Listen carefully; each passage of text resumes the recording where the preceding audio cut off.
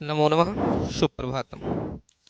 नमः संस्कृताय। चलिए आज की कक्षा में हम लोग देखते हैं सबसे महत्वपूर्ण जो श्लोक आते हैं कक्षा 10 के लिए, जो प्रमुख रूप से एक मान के चलिए आप 7 नंबर का ये आपका टॉपिक होता है, क्योंकि 2 नंबर का आपका श्लोक जो आता है अपने पाठ्य पुस्तक से लिखने के लिए, और 5 नंबर का एक श्लोक आता है जिसमें आपको संदर्भ सहित उसकी व्याख्या करनी होती है, हिंदी अनुवाद लिखना होता है। तो यदि इसमें से आ जाता है तो आपका क्लियर हो जाए। लेकिन जो 2 नंबर का होता है उसमें से आप बिल्कुल एक 100% मान कर चलिए आपको यही श्लोक लिखने, केवल आपको 2 श्लोक याद कर लीजिए, आपको 2 नंबर बिल्कुल एक पक्के हो जाते हैं ये।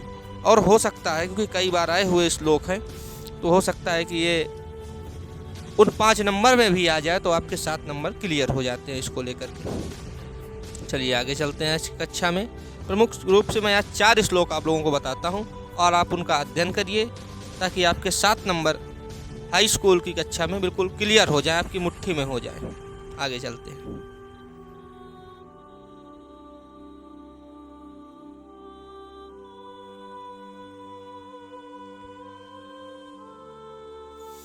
देखिए बच्चों, प्रथम श्लोक ये आपका हमने लगाया है, तो ये आपका प्रथम पाठ, आप लोग उस कक्षा को देख सकते हैं, वाराणसी प्रथम पाठ की कक्षा बन चुकी है, तो उसमें देख लीजिएगा। मंगलम मरणम मंगलम यत्र विभूषितस्य विभूषिणाम कौपीनम यत्र कौशेयम स काशी केन मीयते।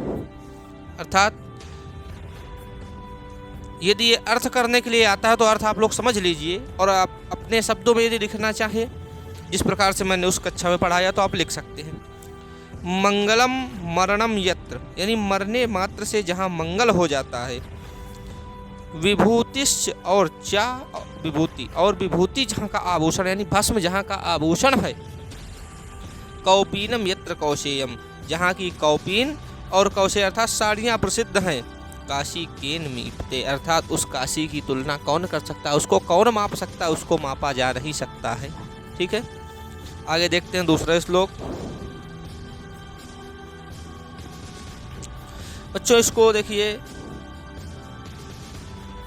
बंधनम मरणम वापि जयो वापि उभयत्र शमो वीरः वीर भावो ही पराजयः वीरता।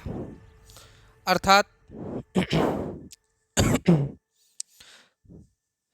बंधनम मरणम वापि, बंधन हो या मृत्यु हो, अपि मीन्स भी, और मरणम बंधनम, यानी मृत्यु आ जाए या तो बंधन हो, दो में से कुछ भी हो, या तो या मृत्यु हो या बंधन हो। जयो वापि उभयत, उभय में समान, परंतु दोनों में ही समान है, यानी दोनों में समान रहने वाला। वीरः वीर भावो ही, और कभी हार ना मानने वाला ही। वीरः यानी और वीरता का भाव रखने वाला ही सच्ची वीरता है, अर्थात वही वीर कहलाता है। फिर से देख लो एक बार। बंधन हो या मृत्यु हो, जीत हो या हार हो, हर परिस्थिति में एक समान वीरता दिखलाने वाला व्यक्ति ही सच्चा वीर कहलाता है। आगे देखते हैं अगला श्लोक। सर्वे भवन्तु सुखिनः सर्वे सन्तु निरामया सर्वे भद्राणि पश्यन्तु मा कश्चित् दुःखभाग् भवेत्। सर्वे भवन्तु सुखिनः, भवन्तु में हो, होवें, सुखिना में सुखी, सर्वे में सभी, सभी सुखी होवें। सर्वे सन्तु निरामया, सभी, संतु में होवें, निरामया में निरोगी, अर्थात सभी सुखी होवें, सभी निरोगी होवें। सर्वे भद्राणि पश्यन्तु, भद्राणि में सुख को, पश्यन्तु में देखें, सभी सुख का अनुभव करें, सभी सुख को देखें। माँ कश्चित दुख भाग भवेत्, कोई भी किसी के दुख का भागी ना होवे। फिर से समझ लो इसको। सभी सुखी होवें, सभी निरोगी हों। सर्वे भवन्तु सुखिनः सर्वे सन्तु निरामया सर्वे भद्राणि पश्यन्तु, सभी अपने अपने कार्यों का अनुपालन करें और कोई किसी के दुख का भागी ना हो।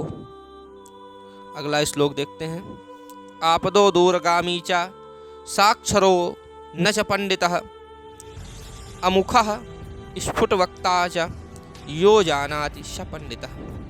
आपदो दूरगामी च मीन्स और, आपदो दूरगामी, दूर की सोचने वाला, जो आने वाले भविष्य की विषय या सकल की विषय में चिंतन करने वाला वो शिक्षित व्यक्ति च साक्षरो न च पंडितः, वह व्यक्ति दूर की चिंतन करने वाला वह व्यक्ति पंडित कब हो सकता है?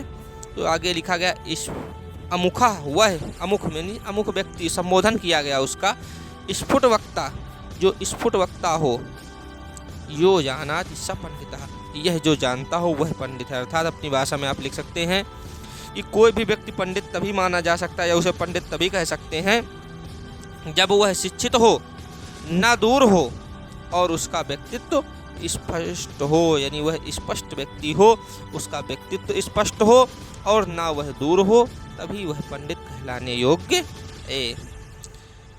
हाँ, विशेषतः आप देख लीजिए इसमें संदर्भ, यदि आपको संदर्भ की आवश्यकता है तो आप वीडियो देख सकते हैं, या फिर से मैं पुनः बोले देता हूँ। प्रस्तुत ललित ललाम भावानुगर्म मर्म स्पर्शी सारगद्भित श्लोक हमारी पाठ्य पुस्तक हिंदी के संस्कृत खंड के जिस भी पाठ से लिया गया वो आप पाठ का नाम लिख सकते हैं, पाठ से अवतरित है। इतना आपको संदर्भ, केवल ये 2 नंबर आपके संदर्भ के क्लियर हो जाते हैं इसमें, क्योंकि इसमें लेखक का नाम और रचयिता का नाम नहीं होता है। आगे देखते हैं हम लोग व्याख्या।